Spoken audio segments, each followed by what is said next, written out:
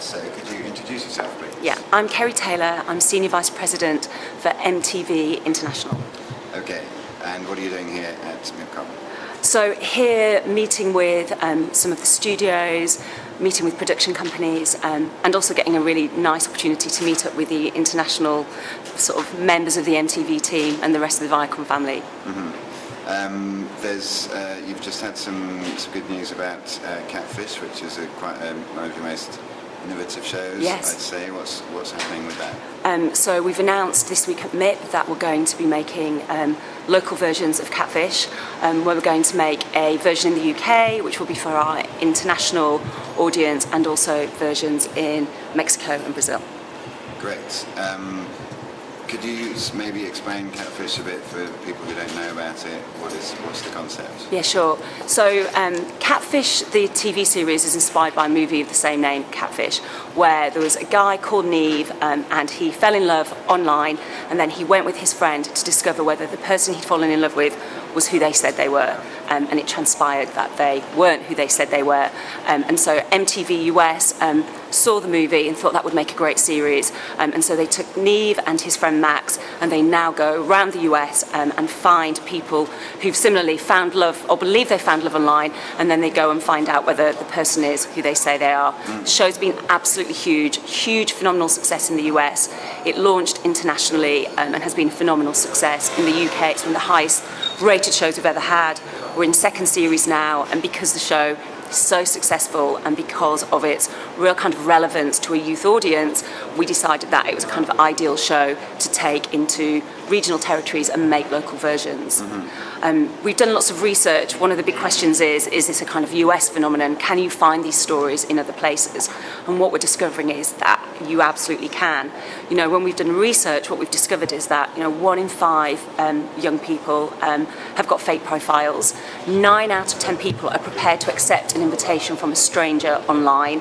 And so there's a whole raft of these unbelievable statistics that actually people completely, do find love online and are prepared never to meet that person in, face to face for like even years at a time, which kind of seems incredible, and also in a sort of Skype era that people are prepared to kind of suspend that belief.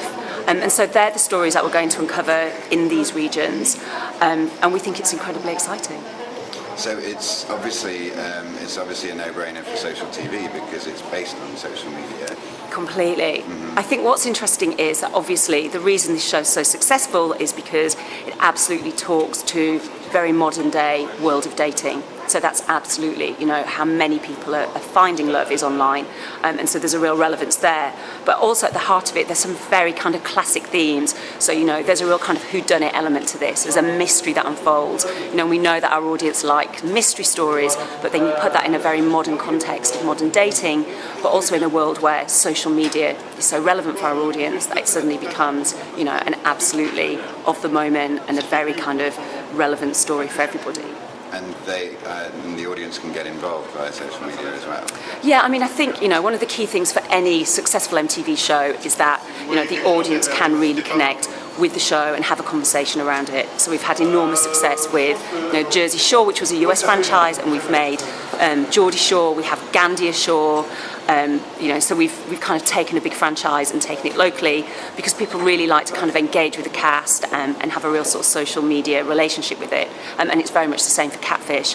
But obviously, by making local versions, it allows us to really enhance that social relationship because people will be able to connect with their local presenters and also with the local stories. So they're audiences, but they're also communities. Yeah, absolutely. I think increasingly with television now, for our audience, who we sort of define as millennials, being able to interact with a show and have a community around it is almost as important as the narrative arc of the story. Very much for us at MTV, if you can't have a conversation around a show, if there isn't any sort of social activity and noise and buzz, then actually it's a show that we wouldn't go forward with. Great. Thank you very much. Thank you.